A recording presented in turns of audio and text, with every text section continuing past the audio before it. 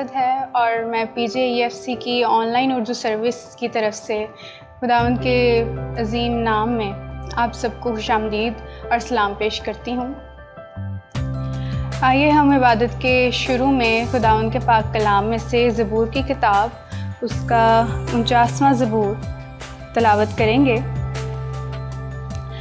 खुदावंद की हम्द करो, खुदावंद के हजूर नया गीत गाओ और मुक़द्दसों के मजमा में उसकी मदद सराई करो।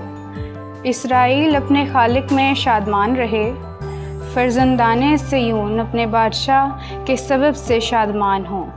वो नाचते हुए उसके नाम की सिताइश करें, वो दफ़ और सितार पर उसकी मदद सराई करें। क्योंकि खुदावंद अपने लोगों से खुशनूद रहता है, वो हलीमों को नजात से ज़ीनत बख्शेगा। मुक़द्दस लोग जलाल पर फ़ख्र करें, वो अपने बिस्तरों पर खुशी से निगमा सराई करें। उनके मुँह में खुदा की तमजीद और हाथ में दोधारी तलवार हो, ताकि कौमों से इंतकाम लें और उम्मतों को सज़ा दें। उनके बादशाहों को जंजीरों से जकड़ें और उनके सरदारों को लोहे की बेड़ियाँ पहनाएं, ताकि उनको वो सज़ा दें जो मरकूम हैं। उसके सब मुक़द्दसों को ये शर्फ़ हासिल है। खुदावंद की हम्द हो। खुदावंद के पाक कलाम के पढ़े और सुने जाने पर खुदावंद की ख़ास बरकत हो। आमीन। आइए हम अपने सिरों को झुकाएं और खुदावंद की हुज़ूरी का महसूस करते हुए दुआ करें। कदूस कदूस ज़िंदा जलाली आसमानी बाप, तेरा शुक्र करते हैं आज के इस खूबसूरत दिन के लिए जो तूने हमारी ज़िंदगियों में बख्शा। तेरा शुक्र करते हैं तमाम नेमतों और बरक़ात के लिए जो तूने हमें इन ज़िंदगी में बख्शी। हर लम्हे के लिए शुक्रगुज़ार हैं बाप, तेरी मदद और हिफाजत के लिए शुक्रगुज़ार हैं। ऐ बाप, तुझसे दुआ करते हैं इस इबादत की शुरू से लेकर आखिर तक हमारी निगहबानी कर, हमारी मदद कर। ऐ बाप, तेरे हाथों में इस इबादत को सौंपती हूँ, मदद और हिफाजत फरमाना।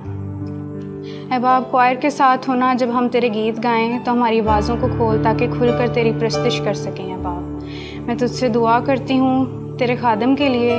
ऐ बाप, जो कुछ वो तेरे कलाम के वसीला से हमें सिखाएं, ऐ बाप उसको अपनी ज़िंदगियों में शामिल करने वाले बन सकें। उसको ऐ बाप बरकत बख्श। ऐ बाप, तुझसे दुआ करते हैं हमारी बड़ी निगहबानी करना। ऐ बाप, तमाम झुकी गर्दनों के साथ हो, हिफाजत से रखना।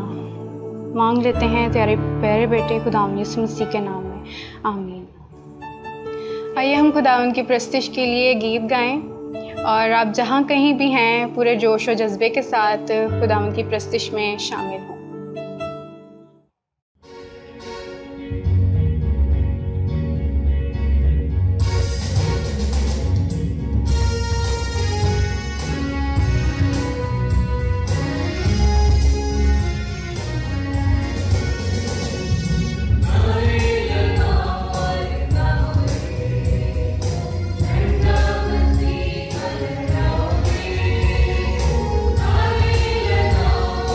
Oh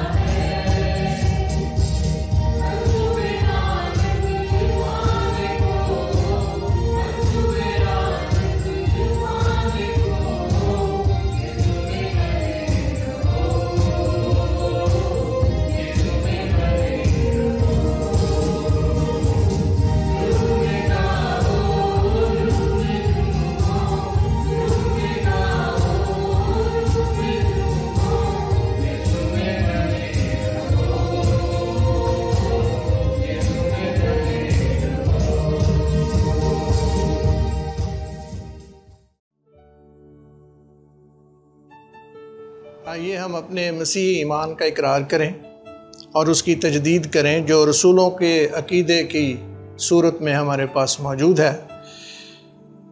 मैं ईमान रखता हूँ खुदा कादिर मुतलक बाप पर, जिसने आसमान और ज़मीन को पैदा किया, और उसके इकलौते बेटे हमारे खुदावंद यीशु मसीह पर, जो रूह कुद्स की कुदरत से पेट में पड़ा, कुंवारी मरियम से पैदा हुआ, पैंतुस पिलातुस की हुकूमत में दुख उठाया, मसलूब हुआ, मर गया और दफन हुआ, आलमे अरवा में उतर गया, तीसरे दिन मुर्दों में से जी उठा, आसमान पर चढ़ गया और खुदा कादिर मुतलक बाप के दानी तरफ बैठा है, जहाँ से वो जिंदों और मुर्दों की अदालत करने को आएगा। मैं ईमान रखता हूँ रूह कुद्स पर, पाक कुलिया कलीसिया पर, मुकद्दसों की रफ़ाकत, गुनाहों की माफ़ी और जिस्म के जी उठने और हमेशा की ज़िंदगी पर। आमीन।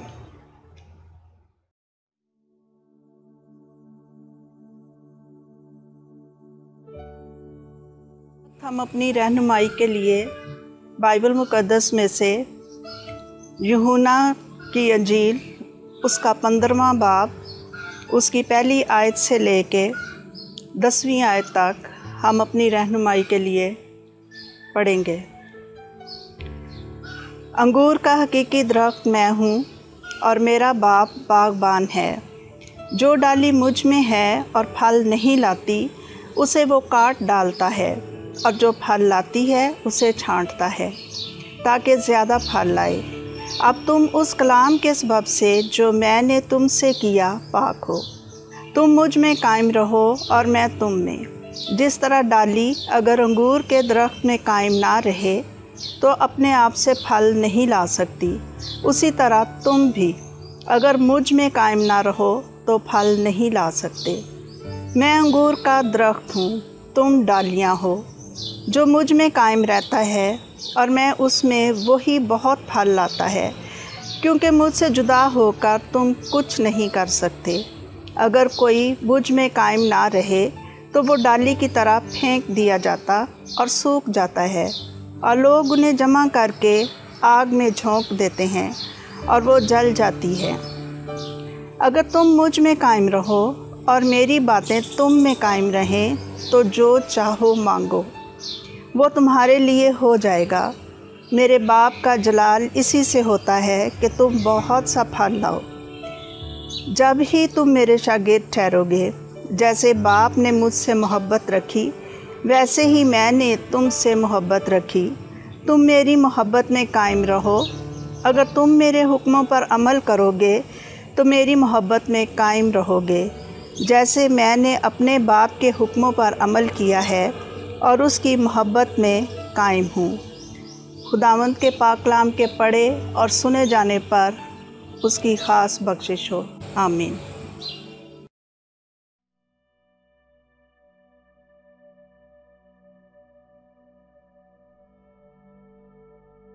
सरों को झुकाएं और अपनी सिफारशी मुनाजात खुदावंद के सामने पेश करें।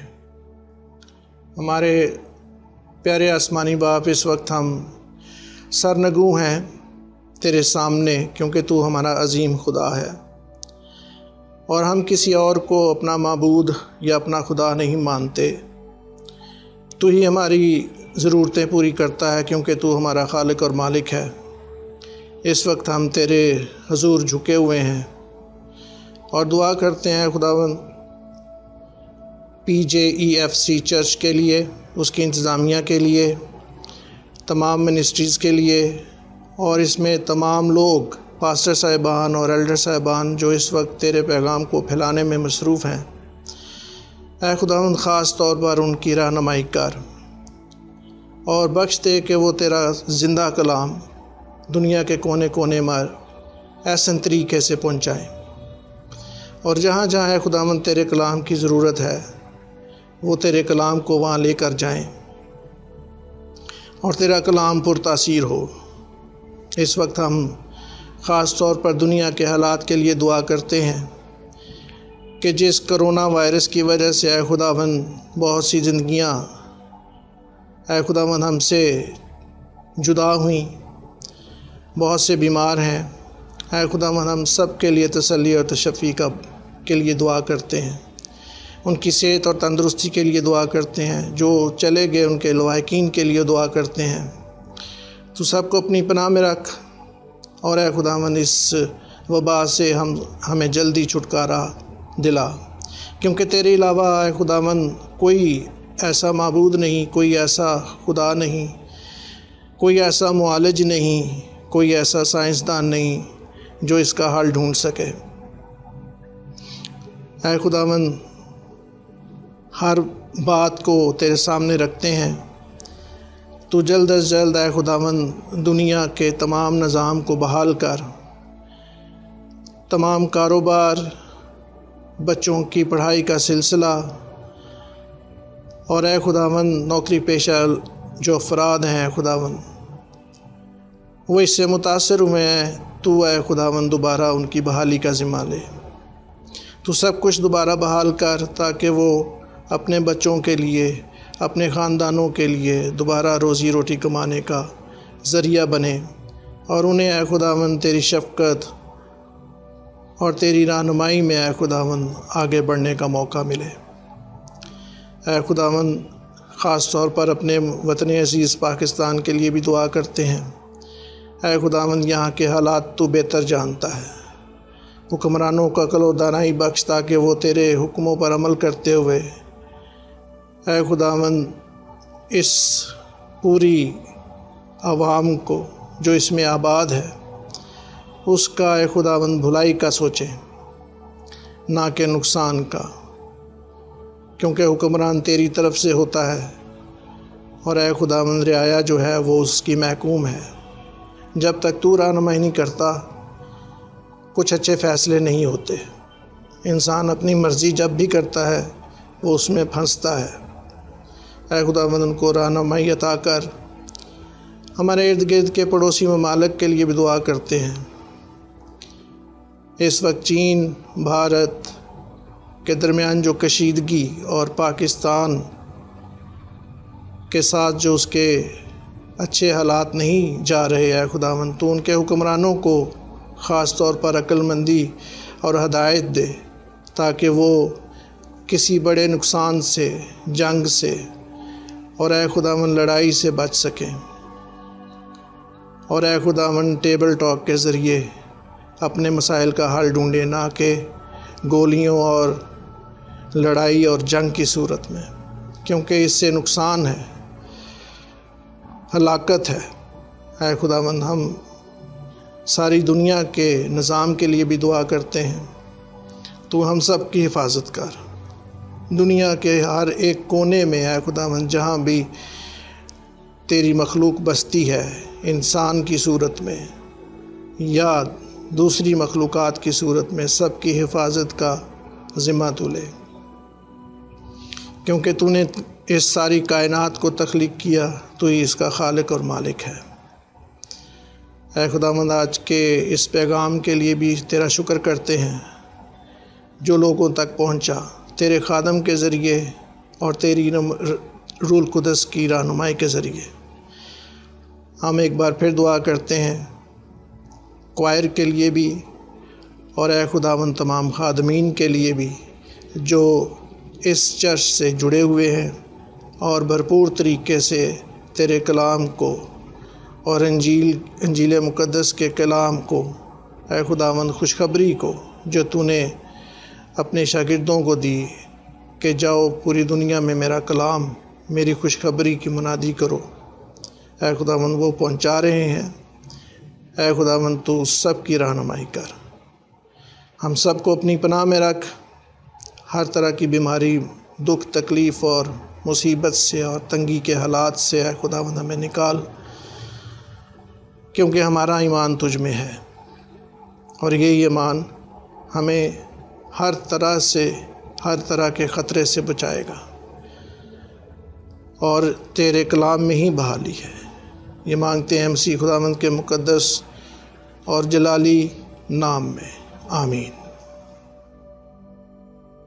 मसीह खुदावंद के अल्फाज मैं हूँ के तसलसल का आखिरी पैगाम और पिछले पैगामात का ख़ुलासा पाज़ जोशुआ साइमन के ज़रिए सुनेंगे, जो खुदा ने उनको अपनी ख़ास रहनुमाई में आज के रोज़ बख्शा है।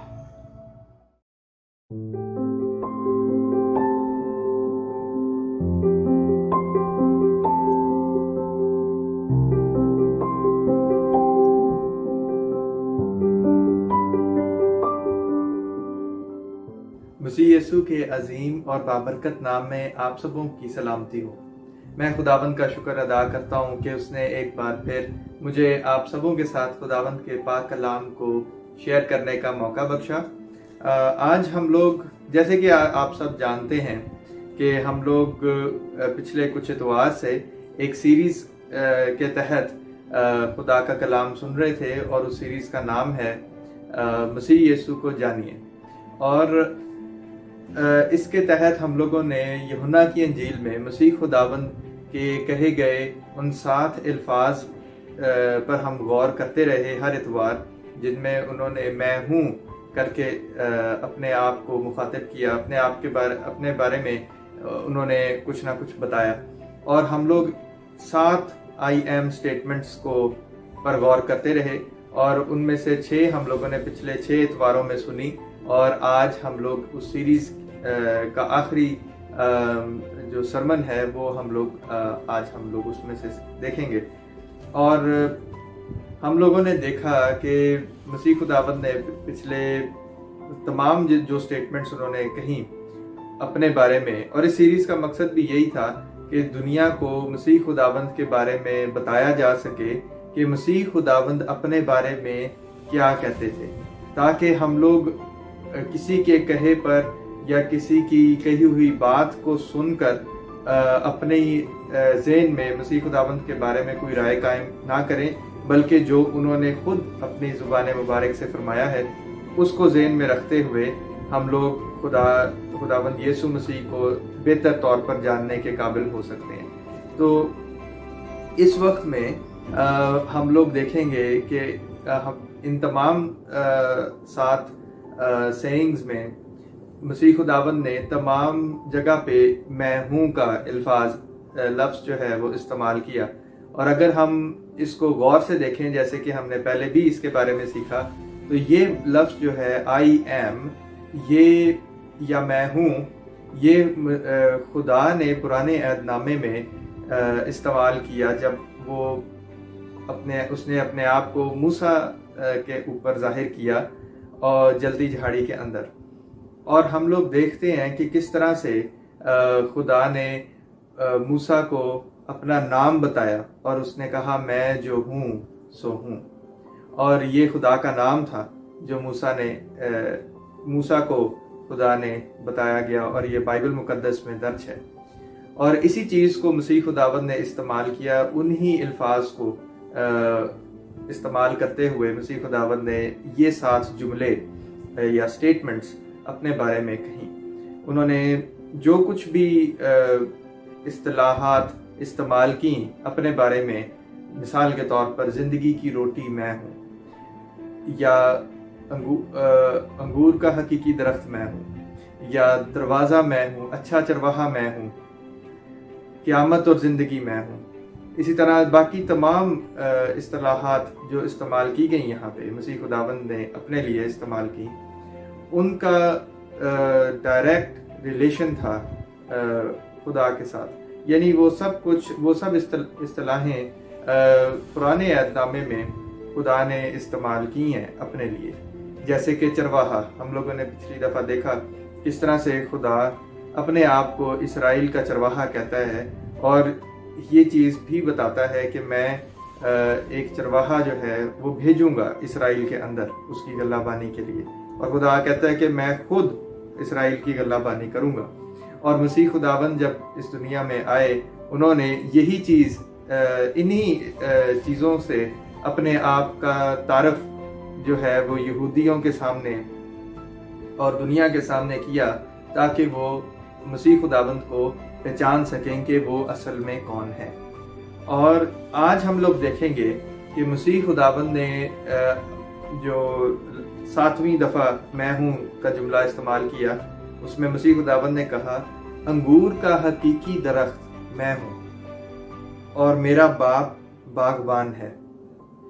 जो डाली मुझ में है और फल नहीं लाती उसे काट डालता है, और जो फल लाती है उसे छांटता है ताकि ज्यादा फल लाए। ये मसीह खुदावंद ने यूहन्ना की इंजील 15वें बाब की पहली और दूसरी आयत में ये चीज़ फरमाई। अजीज़ों, आए हम अब देखते हैं कि मसीह खुदावंद ने आखिर अपने बारे में ये क्यों कहा कि वो अंगूर के हकीकी दरख्त हैं। इस चीज़ को समझने के लिए मेरे साथ आप ज़बूर 80 निकालें पुराने अहदनामे में से, और उसकी 8वीं आयत से बल्कि 8वीं आयत से लेके बाब के आखिर तक हम लोग देखेंगे। और इससे हम देख सकते हैं कि मसीह खुदावंद ने यहूदियों से और उस वक्त के लोगों से ये क्यों कहा। खुदावंद के पाक कलाम में यूं लिखा है, तू मिस्र से एक ताक लाया, तूने कौमों को खारिज करके उसे लगाया, तूने उसके लिए जगह तैयार की, उसने गहरी जड़ पकड़ी और जमीन को भर दिया, पहाड़ उसके साया में छुप गए और उसकी डालियां खुदा के देवदारों की मानंद थीं।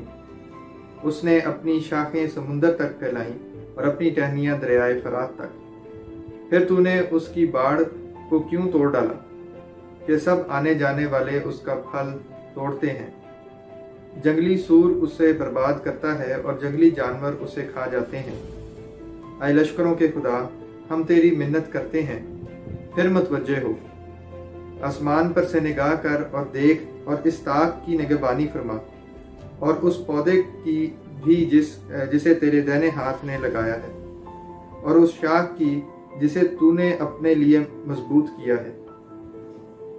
ये आग से जली हुई है, ये कटी पड़ी है, वो तेरे मुंह की झिड़की से हलाक हो जाते हैं। तेरा हाथ तेरी दाहिनी तरफ के इंसान पर हो, उस इब्ने आदम पर जिसे तूने अपने लिए मजबूत किया है। फिर हम तुझसे बरगश्ता ना होंगे, तू हमको फिर जिंदा कर और हम तेरा नाम ही लिया करेंगे। आए खुदावंद लश्करों के खुदा, हमको बहाल कर, अपना चेहरा चमका तो हम बच जाएंगे। आमीन। खुदावंद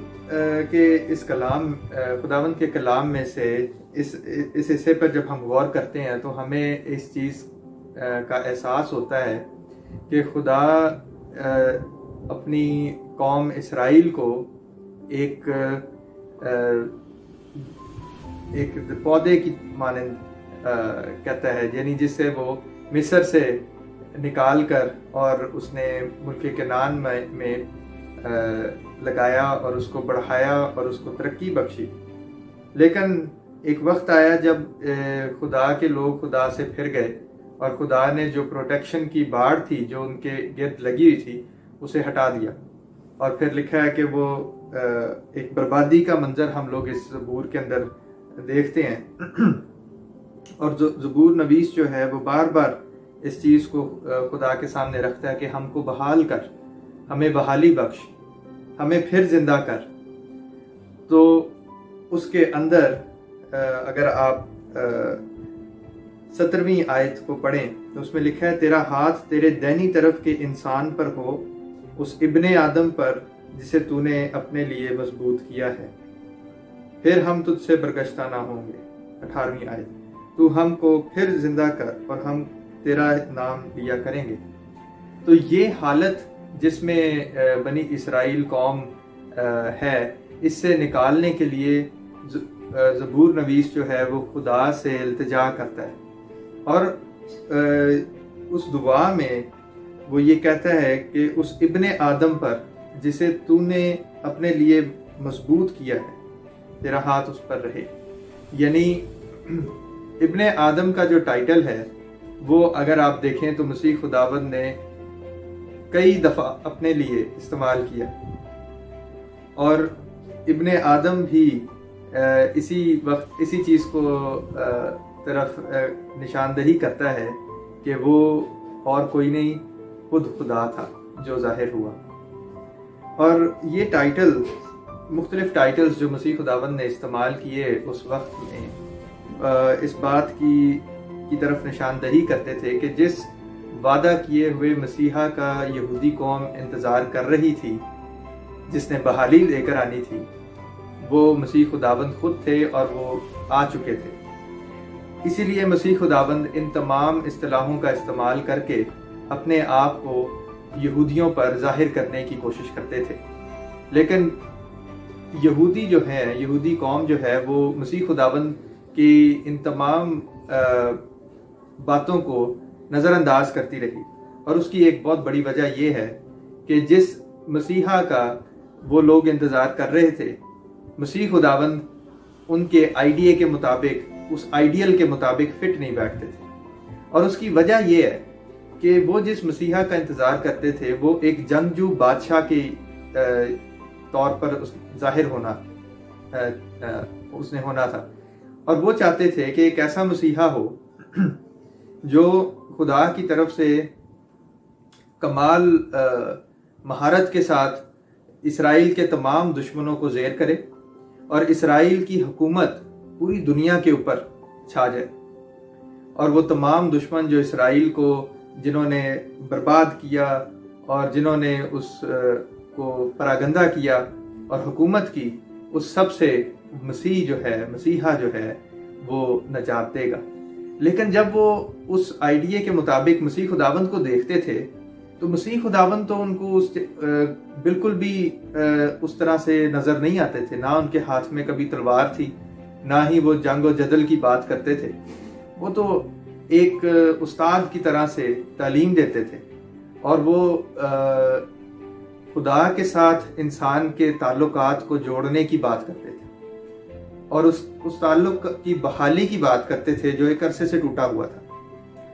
और यही खुदा का मकसद था मसीह खुदावंद के ज़रिए से दुनिया तक ये बात पहुंचाना।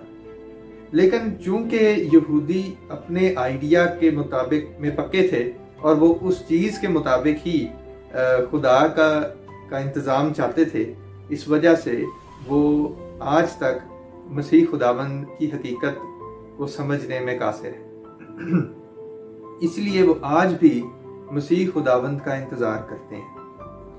लेकिन हकीकत तो ये है कि मसीह खुदावंद इस दुनिया में आकर और अपना काम करके वो वापस चले भी गए और फिर आने वाले हैं। लेकिन कभी कभार हम लोग भी अगर अपनी ज़िंदगी पे गौर करें तो हम खुदा कभी कभी हम अपनी ख्वाहिशों को पहले रखते हैं और उन ख्वाहिशों के मुताबिक हम लोग चाहते हैं कि खुदा हमारे साथ हमारी ज़िंदगी में काम करे। और उसकी वजह से जो खुदा का मंसूबा है हमारे लिए, हम उसको एक्सेप्ट करने में मुश्किल महसूस करते हैं। क्योंकि हमारी नज़र में एक सोल्यूशन जो हमने खुद सोचा हुआ है, हम उसके इंतज़ार में बैठे हुए हैं। लेकिन जो सोल्यूशन खुदा हमें मुहैया कर रहा है इस वक्त में, वो हम लोग लेना नहीं चाहते या लेने में हमें मुश्किल होती है। तो इसलिए अजीज़ों, मसीह खुदावंद ये यूहन्ना की अंजील के 15वें बाब में ये बात कहते हैं कि जो अंगूर का हकीकी दरख्त मैं हूँ और तुम मेरी डालियाँ हो, मुझसे जुदा होकर मसीह खुदावंद कहते हैं कि तुम कुछ नहीं कर सकते। और ये बात बिल्कुल सच है, क्योंकि अगर हम इस चीज़ को गौर से देखें तो वही डाली फलती है जो अपने तने के साथ पैवस्त रहती है। और उसकी वजह यह है कि डाली की जो सारी जो नशर नुमा है, जो एनर्जी है, जो कुव्वत है, जो खुराक है, वो उसको उसके स्टेम से मिलती है। और अगर आप उसको उसके स्टेम से काट कर अलग कर दें, तो वो किसी काम की नहीं रहती। ना वो फलती है, ना वो फूलती है, बल्कि वो मसीह खुदावंद कहते हैं कि वो अगर कोई मुझ में कायम ना रहे तो वो डाली की तरह फेंक दिया जाता है और सूख जाता है, और लोग उन्हें जमा करके आग में झोंक देते हैं और वो जल जाती है। यानी वो किसी काम की नहीं रहती सिवाय बालन के। तो हमारी जिंदगियां भी, ईमानदारों की जिंदगियां तभी फलदार होती हैं, हमारी चेहरे की रौनक, हमारा सब कुछ इसी बात पर मुनहसर है, हमारी सेहत और हमारी बका जो है वो इसी में है कि हम लोग अपने आप को मसीह खुदावंद के साथ पैवस्त करें। जब तक हम उसके साथ पैवस्त रहते हैं हमें कुव्वत मिलती रहती है और हमारी जिंदगियां फलदार होती हैं। और जैसे ही हम लोग अपने आप को मसीह खुदावंद से दूर करते हैं तो वो सारी बरकतें, वो सारी कुव्वत हमसे जाती रहती है।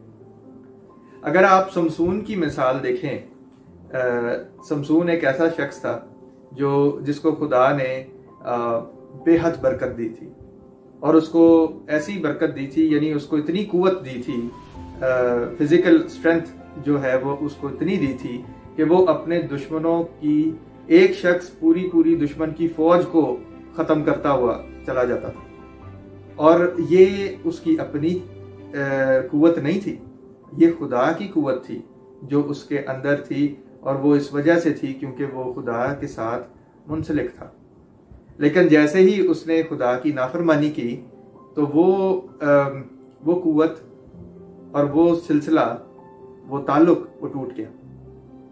और उसके टूटने की वजह से हम देखते हैं कि शमसून को कितना बड़ा नुकसान हुआ। उसकी आंखें चली गई और दुश्मनों के हाथ में वो एक खिलौने की तरह से चला गया और उसको सारों ने उसको तबाही की तरफ वो ले गए और उसका मजाक उड़ाने लगे, बिल्कुल आम इंसान की तरह हो गया। लेकिन हम देखते हैं कि जब हम वही शमसून जब खुदा की तरफ वापस फिरता है और अपने गुनाह की माफी मांगता है तो खुदा उसे फिर बहाल करता है। तो ये जो बहाली जिसका ज़बूर में भी हम जिक्र पढ़ते हैं, ये बहाली पॉलिटिकल बहाली नहीं है, ये बहाली फाइनेंशियल बहाली की बात नहीं है, ये बहाली है खुदा के और इंसान के ताल्लुक की बहाली। क्योंकि अगर खुदा का और इंसान का रिश्ता बहाल होता है जो कि गुनाह की वजह से टूटा, तो हमें वो सब बरकतें मिल सकती हैं जिसकी तलाश में गैर कौमें रहती हैं। इसीलिए मसीह खुदावंद ने कहा, पहले तुम खुदा की बादशाही और रास्तबाजी की तलाश करो तो ये सब चीजें जिनकी तलाश में गैर कौमें रहती हैं तुम्हें वैसे ही मिल जाएंगी। मसीह खुदावंद के कहने का मतलब है ये तो एक बाई प्रोडक्ट है जिसकी तलाश में हम लोग मेहनत करते हैं, सर खपाते हैं, 12-12 घंटे की जॉब्स करते हैं, लेकिन हासिल हमें फिर भी कुछ नहीं होता। उसकी वजह यह है कि हम लोग अपना ताल्लुक खुदा के साथ बहाल करें। और इस सीरीज का भी मकसद यह है, मसीह खुदावंद के इस दुनिया में आने का जो बुनियादी मकसद है अजीजों, वो यही है कि खुदा और इंसान की सुलह हो। और इसी वजह से खुदा ने अपने बेटे को इस दुनिया में भेजा ताकि वो हमारी खातर, हमारे गुनाहों की खातर सलीब पर अपनी जान दे और हमें उस टूटे हुए रिश्ते को, उस दीवार को जो खुदा के और इंसान के दरमियान थी, उसे गिरा दे। और आज हम इसी वजह से मसीह खुदावंद के साथ की वजह से खुदा के साथ, खुदा बाप के साथ हमारा ताल्लुक बनता है। और इसी चीज की दावत मैं आप सबों को देता हूं कि अपनी इस जिंदगी के अंदर उस रिलेशनशिप पे वर्क करें जो खुदा का और आपके साथ है। और ये आप खुदा के कलाम को पढ़कर, समझकर कर सकते हैं और इसके साथ साथ दुआ में वक्त गुजार कर सकते हैं। खुदावंद चाहते हैं कि वो आपके साथ रफाकत रखें, फेलोशिप रखें, और इस फेलोशिप के नतीजे में खुदा आपको और आपके ख़ानदान को बरकत बख्शता है और उस कुव्वत से मुलब्बस करता है जिसका वादा उसने हमें आसमान पर जाने से पहले किया था, यानी कि रूहुल कुद्स। तो अजीज़ों, मैं उम्मीद करता हूँ कि ये सीरीज़ जिसमें आपने हम सबों ने खुदावंद के कलाम पर गौर किया और देखा कि मसीह खुदावंद का जो तारफ़ है उनकी ज़ुबानी, उनके अल्फाज के मुताबिक वो क्या था, और मसीह खुदावंद का इस दुनिया में आने का मकसद भी क्या था। तो अजीज़ों, आए हम लोग अपनी ज़िंदगियों को खुदावंद के लिए तैयार करें और उसको अपनी ज़िंदगी में जगह दें, ताकि हम लोग उसके सच्चे गवाह बन सकें और उसके लोग बनकर नजात पा सकें, और वो डाली जो टूटी हुई थी उसको दोबारा बहाल किया जा सके। खुदावंद इस कलाम के वसीला से आप सबों को बरकत बख्शे। आमीन।